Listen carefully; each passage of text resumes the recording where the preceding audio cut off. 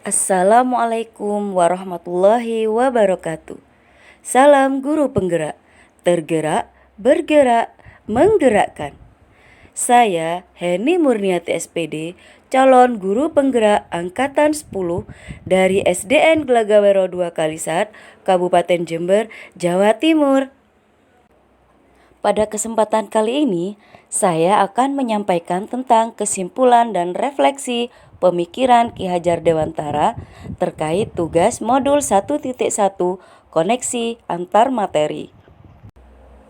Pada kesempatan ini, saya akan memaparkan 3 hal. Yang pertama yaitu bagaimana pembelajaran di kelas saya sebelum saya mempelajari modul 1.1.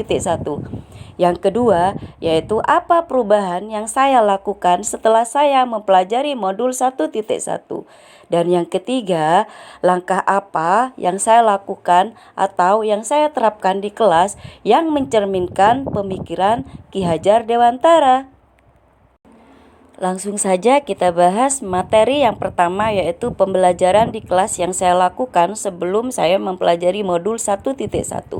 Biasanya pembelajaran yang saya lakukan di kelas yaitu pembelajaran yang berpusat pada guru dan murid hanya sebagai objek, karena saya hanya berpikir tentang saya melakukan tanggung jawab saya yaitu mengajar anak didik saya. Kemudian yang kedua, saya hanya mementingkan ketuntasan materi dan hanya melihat aspek kognitif saja. Jadi saya hanya menyampaikan materi, kemudian saya hanya ingin mengetahui hasil apa yang saya dapatkan dari saya mengajar, hanya melihat hasil anak-anak belajar saja. Kemudian yang ketiga, pembelajaran yang saya lakukan hanya dilakukan di dalam kelas tanpa memperhatikan karakteristik anak dan kemauan si anak. Kemudian pada materi kedua yaitu apa yang berubah dari pemikiran dan perilaku saya setelah mempelajari modul 1.1. Ternyata setelah saya mempelajari modul 1.1 tentang pemikiran Ki Hajar Dewantara, saya menyadari bahwa apa yang saya pikirkan dan saya lakukan selama ini kurang tepat. Seharusnya pembelajaran yang terjadi di kelas yaitu pembelajaran yang berpusat pada murid, bukan berpusat pada guru, dan tidak menjadikan murid sebagai objek, melainkan subjek dalam pembelajaran. Sehingga pembelajaran yang terjadi di kelas terlihat sangat aktif karena murid yang menjadi subjek pembelajaran dan guru hanya sebagai fasilitator.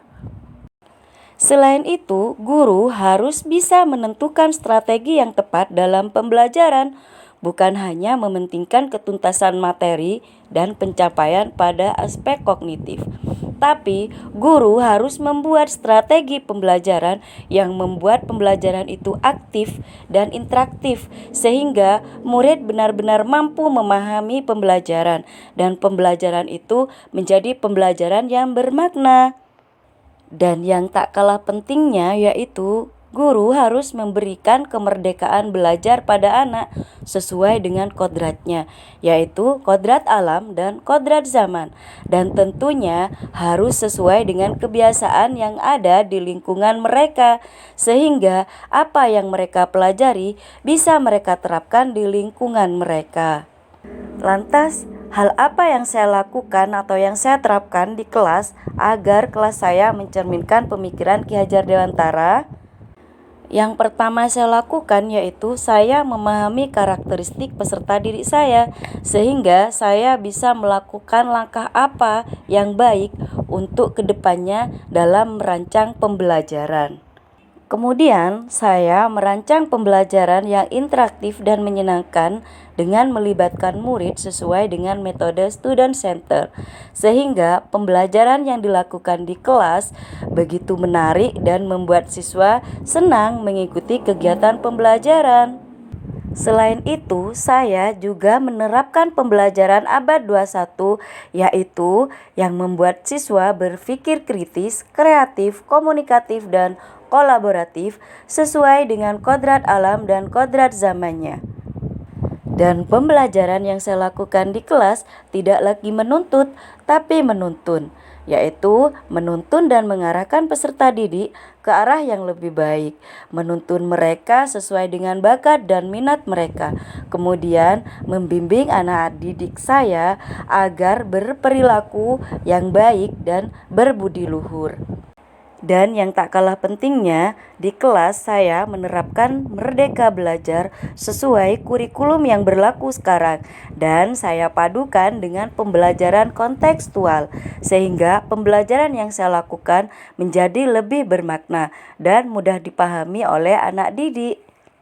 Demikian kesimpulan dan refleksi dari koneksi antar materi pemikiran Ki Hajar Dewantara. Semoga apa yang saya sampaikan bermanfaat. Terima kasih. Wassalamualaikum warahmatullahi wabarakatuh.